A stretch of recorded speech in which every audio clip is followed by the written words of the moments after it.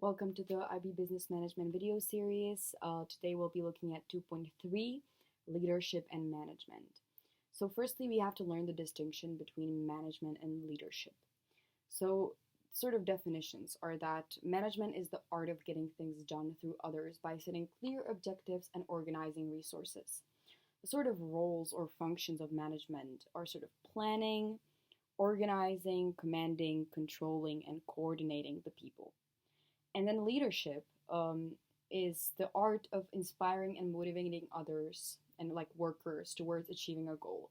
So as a manager, you will do both. You are both lead and manage. But the difference is a leader motivates and a manager sort of organizes things.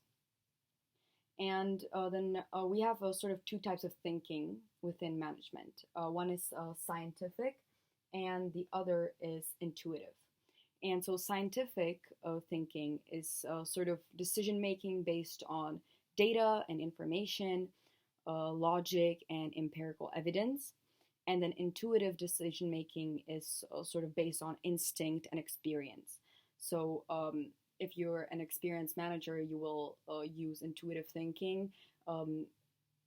But as a starting up sort of manager, you will mostly use scientific thinking. But sometimes there's a combination of both. Just be aware that these two sort of types exist. And now I'll talk about the main part of this class, which is the styles of leadership and management. So firstly, we have the autocratic style.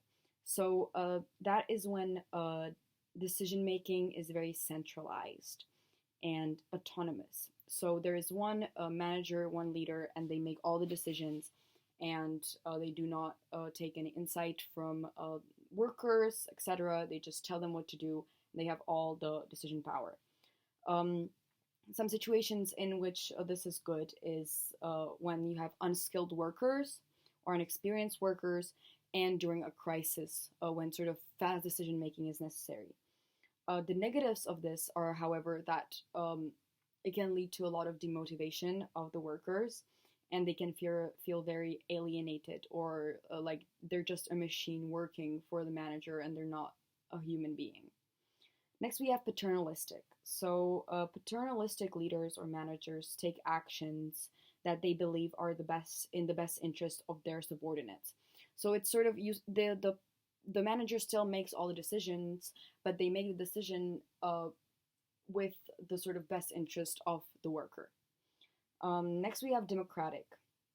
And democratic management involves actively involving the participation of employees in decision making.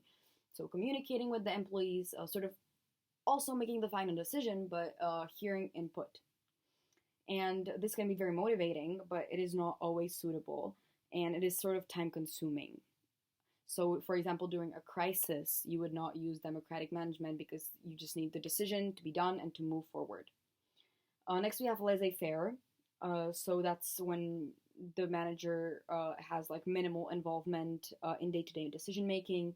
This is usually done if you have like experts working for you, when you sort of just give them the objective, and then you entrust them in making decisions to achieve that objective.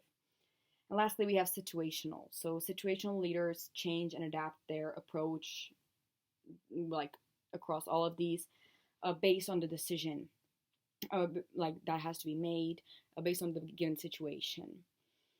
And so that is it for this class. Thank you for watching.